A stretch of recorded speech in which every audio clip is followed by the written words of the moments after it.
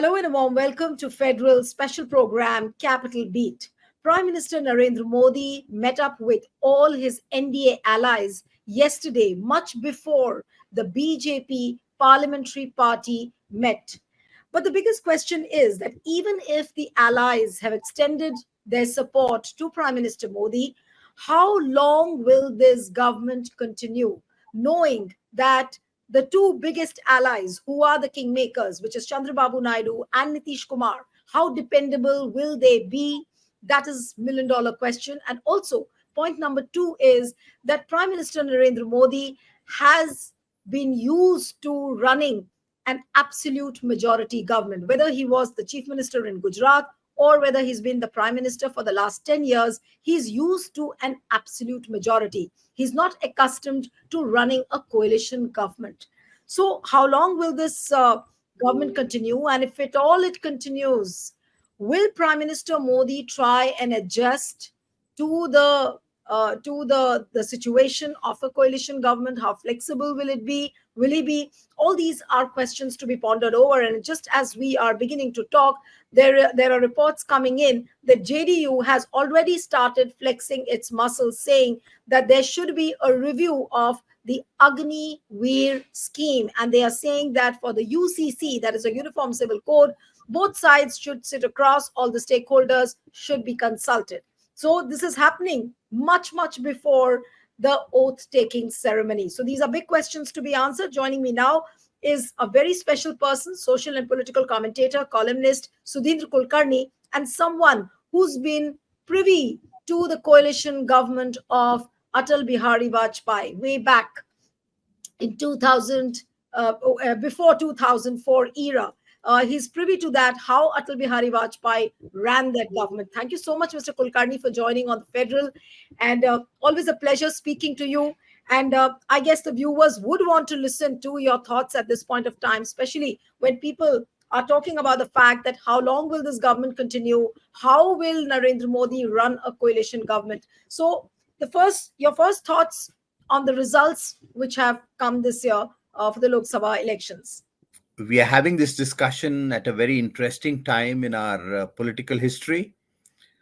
The just concluded Lok Sabha elections have given a verdict. People have given a verdict that can only be summarized in one word: redemocratization of India. India has got a significant amount of its lost democracy back. All of us know that the atmosphere in which political parties functioned, including the ruling party itself, the atmosphere in which the media functioned, the judiciary functioned, other institutions of governance functioned, and parliament itself functioned, was most abnormal. Freedoms granted in the constitution were highly constrained, and it had become a one leader show, or at the most one leader assisted by his deputy. Almost no others had any say in the running of the nation, running of the government, and there was an atmosphere of fear and intimidation. The verdict given by the people has come as fresh air, a gust of fresh air. Now, crores and crores of Indians who believe in democracy, who believe in freedoms, have begun to breathe easy. There is hope for the protection of core democratic values, core values of the Constitution.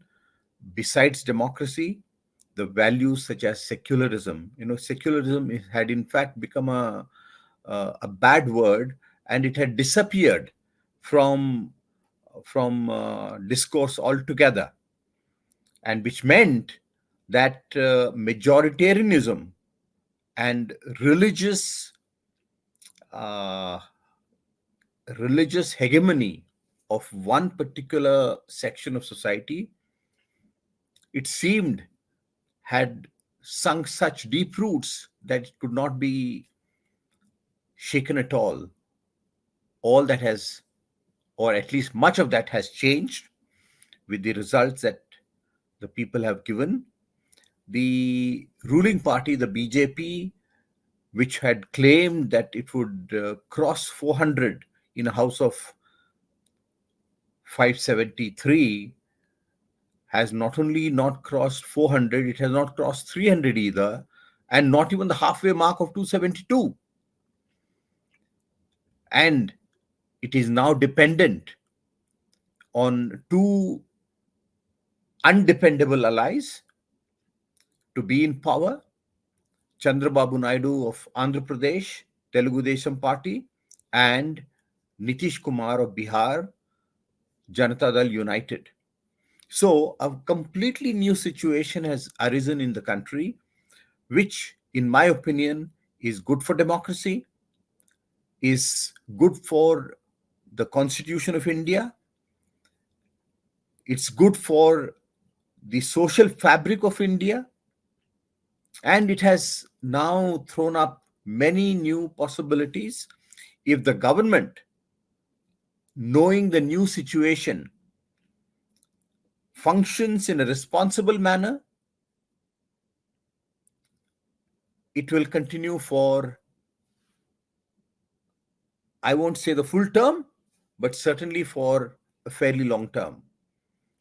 But But Mr. if it Kulkarni, functions, just one right. last sentence, but if it functions in the same way that it did in the past 5-10 years, then the it is almost certain that this government will not complete its full term, and we're going to see many new realignments and combinations. But Mr. Kulkarni, I really want to understand from you that you've been privy to how Atal Bihari Vajpayee and LK Advani also ran the government. But calling an NDA meeting much before the BJP parliamentary party meeting, do you see this as some kind of an anomaly? Getting letters of support from the allies much before the BJP parliamentary party has met. Do you think that Narendra Modi is trying to indulge in a rushed kind of an exercise, maybe because of some fear which is there in his mind that maybe some challengers will arise, maybe from RSS, from within the BJP? So, is it a hurried exercise, and do you see this as some kind of an anomaly? It certainly is an anomaly. The right procedure would have been for the BJP parliamentary party to have met first, elected its leader, and that leader in turn invited the allies of the BJP for a meeting to repose their faith in him, and thereafter the leader would claim, stake claim to form the government by approaching the Rashtrapati. That has not happened. And why it has not happened, the reasons are quite clear. The two parties on which the BJP now depends to come to power and remain in power, they were also being wooed by the other alliance, India Hmm. Alliance. And in the past, both Chandrababu Naidu and Nitish Kumar have done business with parties in the India Alliance. And therefore, in order to foreclose this option altogether, Narendra Modi and his close colleagues took this unusual step of first having an NDA meeting, getting a written support of the allies, which thereafter is going to be followed by a formality, that is a meeting of the parliamentary party of the BJP, and followed by the swearing in of the prime minister. So it is indeed an anomaly, but the reasons for this are quite well known. No, but reasons are extraneous. That India alliance before they cobble up the alliance and form the government. That is understandable. But there are reports that there could be challenges from within the BJP. There could be some kind of a challenge from RSS as well. Do you think that that also could be the reason? You see that there are no outward signals of that so far. Not that the BJP is today as united as it was before the elections. There are certainly murmurs within the BJP, and the relations between the current leadership of the BJP and the RSS are certainly not as harmonious as they used to be. But no signal has come out so far challenging the leadership of Modi. And therefore, I think that it is almost certain that Modi will be sworn in as the Prime Minister of India for the third time. Any change, if at all, is likely to happen much later, not immediately. Okay. Okay. So now the next question is that Modi has been accustomed to running an absolute majority government. He's been almost like functioning in a manner of an emperor who he used to do what he's always liked. He's never heard his allies. He's always ramrodded the opposition in the last 10 years. So that Narendra Modi, how is he really going to run the coalition? Will he become more accommodative? How flexible will he be?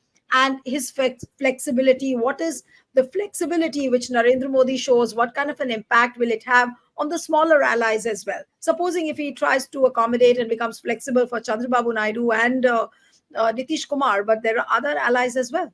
So, what is really going to happen, and what will be the outcome of Modi's flexibility? And also the question whether at all he can be that flexible. Now, the answer to this question will only be given by time.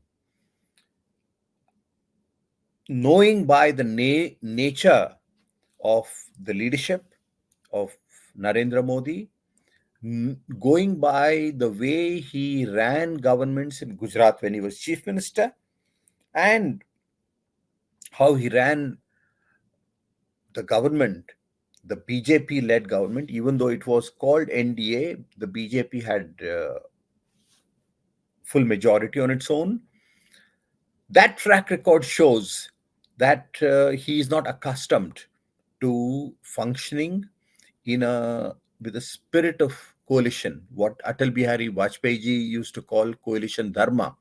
He is not a practitioner of coalition dharma, but circumstances will force him to show the spirit of accommodation, to adopt a consultative approach, because the allies will definitely demand to be heard on all important issues.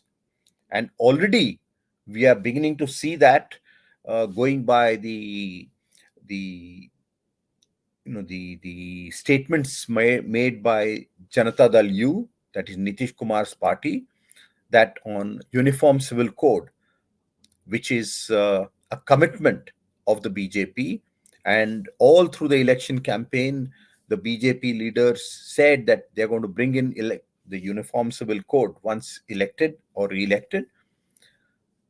Janata Dal U has said that there will have to be consultation with all the stakeholders, not just political parties, but all sections of society. Now, the BJP is not used to functioning in such a consultative manner. There are going to be many other issues on which the allies, especially Janata Dal U and Chandrababu Naidu, they will assert themselves, because time and again they have explicitly shown their commitment to secularism. They are totally opposed to politics of polarization, which Narendra Modi and his colleagues preached and practiced for the last 10 years. So it's not going to be easy at all. So, which means that the possibility of Prime Minister Narendra Modi again indulging in a Hindu Muslim narrative, or trying to conduct the politics of polarization, as what you said, is that stand, I think, will be something of the past now. Narendra Modi apparently will not end up doing this. Absolutely not. You see, you just recall the the toxic manner in which he conducted the campaign. This Yes. was the most uh, poisonous campaign by a prime minister that we have seen in the history of the republic. He left no opportunity to create a communal division, to consolidate the Hindu vote bank. He made all kinds of false allegations against the opposition, saying if the Congress and the allies come to power, they'll take away one buffalo, give it to Muslims, they'll take away Mangal Sutra. They said that he even said that they will run a bulldozer on Ram Temple. I mean, all this was most unbecoming of a prime minister in an election campaign, but he did it. The purpose was very clear: to create, or rather widen, the communal division and get sufficient number of votes of the majority community. But good for India that he failed. I mean, and he has failed so badly. And look at the results. In Uttar Pradesh, the BJP has got a beating. It is in some way a home state of the prime minister, because the prime minister has chosen to be elected from Varanasi. His own victory margin has considerably gone down. The Yes. BJP lost in the constituency of Ayodhya. With so much fanfare, the Pran Pratishtha of the Ram temple had taken place, and the BJP had even gone on a campaign asking people votes in the name of Ram, saying that we have brought Ram, and therefore you bring us back to power. This was Right. their appeal to the people. The people have rejected, which shows that the people are not, except the core voters of the BJP, the much larger section of Indian society is not supporting the communal agenda of the BJP. And therefore, with the new situation that has arisen, it's going to be absolutely impossible for Modi and his government to pursue a communal agenda. Because, first of all, his own allies, the two major allies, Chandrababu Naidu and Nitish Kumar, are going to put brakes on this agenda. Second, let's not forget, the opposition has now emerged much stronger in parliament, and this opposition is going to be combative. The Indian Express wrote a very very nice editorial saying that in this election, the people have not only elected a government, the people have also elected an opposition. So no longer will Narendra Modi and Amit Shah be able to summarily suspend 150 MPs of the opposition. That's not going to happen now. But Mr. Kulkarni, now that TDP is insisting on the speaker's post as well, they are asking for some creamy portfolios. Now, to what extent will Modi and Shah accommodate that? Uh, I mean, looking at the top five portfolios: home, defense, MEA, so railways. Now, all of that, will they try and impart these portfolios to their allies, or they will try and keep it to themselves? And if Chandrababu Naidu or Nitish Kumar insist, then what happens? All of this is being discussed right now. Apparently, today also there was a meeting at Nadda's residence, Mr. Nadda's residence, where Amit Shah and Rajnath Singh had met over these. Now, I don't know what has transpired in that meeting, but since tomorrow all the BJP MPs and the CMs will be here in Delhi, they've been called to Delhi tonight. What do you think can really happen? Because this much is very clear that there is some kind of a churning now within the BJP. Now, that churning is to oppose Narendra Modi. This churning is for some kind of structural changes. I don't know how to qualify it, but how do you sense this, the things within BJP now? No, the earlier part of your question, that is, what might the allies demand? It's pointless to speculate because we don't know. And all we can say is that such uh, demands are natural in a coalition because it is no longer a BJP government, it is no longer a Modi government, it is a NDA government. And therefore, the allies, big and small, they are going to make their own demands.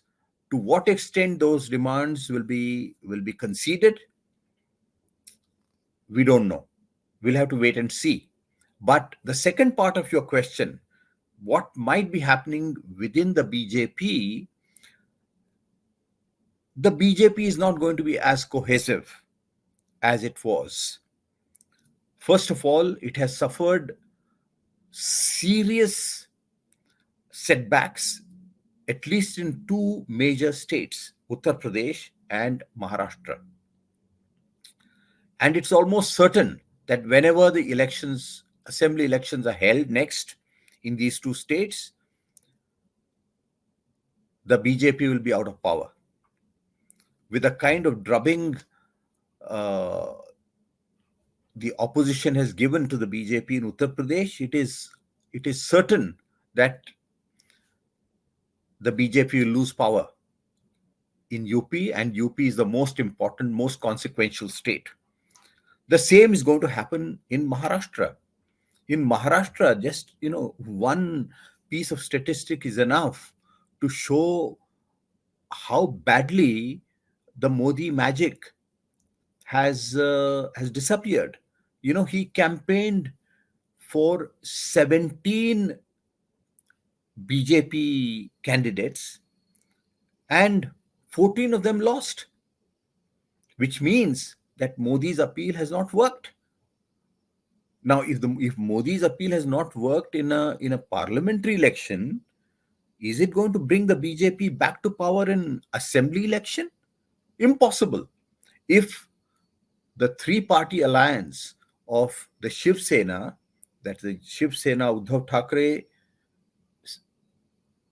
Sharad Pawar's NCP, and the Congress, if they stay together and contest together, which is most likely to happen, they're going to sweep the election. And the whole Lok Sabha election itself has settled a question that Modi had raised during the campaign. He called Uddhav Thackeray's Shiv Sena a Nakli Shiv Sena. He called Sharad Pawar's NCP Nakli NCP. The people have given him the answer. So the point I'm making is, with two big states going out of the hands of the BJP, Haryana is almost certain to go out of the BJP's hands. The political landscape of India is going to change in the months and the next couple of years. More and more states will elect non-BJP governments, non-BJP and non-NDA governments. So, with power slipping out of the hands of the BJP, we are going to see that in already Modi is diminished by the verdict in the Lok Sabha elections. But with these state elections coming in the next 1-2 years, he's going to be diminished even further. When that Right. happens, the murmurs within the BJP are going to grow louder and louder. And therefore, one safe prediction we can make is that Modi's third term is not going to last for full 5 years. This is almost certain now. And that's why I said in an article I wrote in the Hindu, we are going to see the beginning of the end of the Modi era. That's very rightly put. And I think, yes, I mean, most of the people would agree with this, that Modi's third term, or Modi 3.0, that is not going to be to last more than 5 years. But Mr. Kulkarni, now knowing Modi's character, and we've been closely observing him for the last 10 years, how he is conducting himself as a prime minister, and now that the allies will start asserting, don't you think that a person like Narendra Modi will feel suffocated? And he might go into some kind of a situation. I don't know how he'll do that, but he might go into a situation where he might want to get a renewed mandate.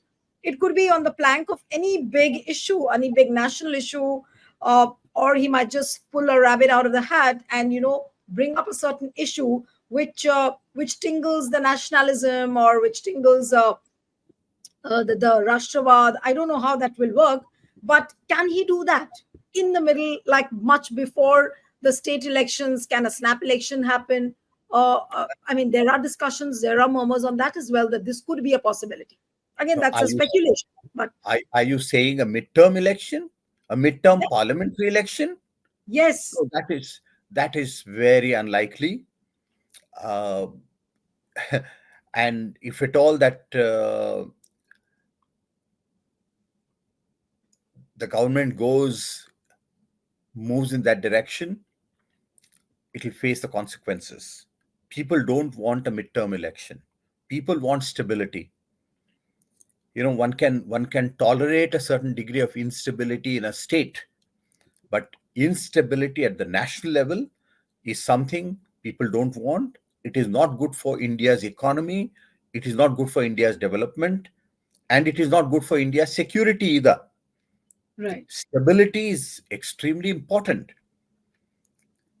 So there are two possibilities. One, Narendra Modi, who is a highly intelligent politician, he knows uh, what is possible and what is not possible. So he will have to readjust his style of functioning to become more flexible and adjust himself to the new era of coalition. That is one possibility. How far he will be able to do so, we don't know. The other is that in order to convert the minority into majority, they are about 30 short, 35 short of a majority mark on their own. There is a possibility that the BJP might do what it has done in several other states, that is, splitting parties, buying up MPs. We are most likely going to see some very uh,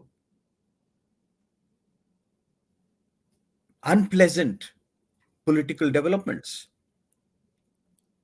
And you see the likelihood higher of this: parties getting split, MPs being poached Yes, because the BJP has done this in state in the after past. state in the Yes, past 10 years. Look at what they did in Maharashtra, for which they have paid the price. They absolutely. split Shiv Sena, they toppled Uddhav Thackeray's government, and the manner in which they did it. Even today in Maharashtra, the the word that has become common is khoka. Khoka politics. Khoka means box full of money given to MLAs, to defect. And these MLAs were herded like animal to a far off place like Assam. This has never happened in the history of Maharashtra, but the BJP did it. And subsequently, they split Sharad Pawar's party by taking away Ajit Pawar, against whom the Prime Minister himself had leveled allegations of corruption. And within a few days, he's taken into the BJP fold, the alliance, and made the deputy chief minister. All this immorality we have seen. We have seen similar Operation Kamal in No, but Karnataka. Mr. Kulkarni, but Mr. Modi and Mr. Shah have already seen the writing on the wall, the kind of verdict which the people have given. Will that not stop Mr. Modi and Shah from indulging in that kind of immorality? Because they will deplete themselves further if they indulge in this kind of an immorality. If they try to split parties, poach MPs, will it not be seen by the people of India? and they'll be completely exposed. They'll diminish further as what they are already reduced to. You're right. This verdict in 2024 is partly a verdict against political immorality. And therefore, if similar immorality is practiced at the national level, it would only hasten, accelerate the downfall of the BJP or the NDA government. People will not tolerate it. The fact of the matter is that the BJP has been reduced to a minority, 240 seats. It is dependent on allies. So it has to now work in a manner to take the allies along. And that is a very principled politics. There's nothing wrong in it. Right. And a coalition government, if it is followed, uh, if it follows the principles of the coalition dharma, that's good for democracy, that's good for the country. The whole question is whether the BJP will practice these principles for the next 5 years. Absolutely. And No, the 5 country years has is a already long seen, time. yes, the country has already I'm seen. saying, Yes, no, I'm saying that the country has already seen the tenure of Atal Bihari Vajpayee. Country has seen two tenures of Dr. Manmohan Singh. So it's not that the coalition governments don't run successfully; they do. But with Modi running a coalition government, now the question is: can Modi become Atal Bihari Vajpayee? Can Modi become Dr. Manmohan Singh? that's a big question. It is not in his character to be accommodative. He's not been accommodative in his own party. In the last 10 years, did other ministers matter at all? The cabinet meetings were a formality. There was no internal discussion in the cabinet. Everything was imposed, and ministers simply had to accept what came as diktat. So there was no spirit of accommodation, consultation within the party, leave alone allies, and much less the opposition. So now Narendra Modi has had to change so many of aspects of his functioning, not just the style of functioning, even substance of functioning will have to change. For example, you see, this verdict is also a verdict against a certain aspect of the economic policies of the government. The poor, the middle class, have said no to the kind of economic policies the government pursued, which benefited a small section of the rich but left large sections of society high and dry. High levels of price rise, high levels of unemployment, despair among the youth. The government was insensitive. The government was insensitive to the plight of the farmers. The farmers' agitation that took place in 2020, 2021, for nearly one full year, the Prime Minister didn't even go and meet the protesting farmers. He didn't even invite the protesting farmers to come and meet him. 750 farmers died. He showed no remorse. And what happened? You see, the BJP has been completely wiped out in Punjab. The BJP has suffered a huge setback in Haryana. In many rural constituencies, the BJP has done very badly.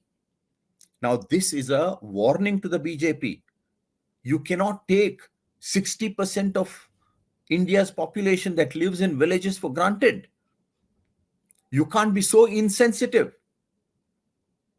So, on the one hand, all this talk of India becoming the third largest economy in the world, that's fine. It is something to be welcomed. That's good for the country as a whole. But is this growth inclusive, or is this growth going to further widen the deep disparities in Indian society. So this is going to be a big challenge before not only the government, but even the opposition will have to find effective, innovative answers to this question of disparity, inequality, Absolutely. low, low job, high growth economic model. This cannot go on. Absolutely. So, a lot of challenges ahead. But, Mr. Kulkarni, now towards the last lap of our interview.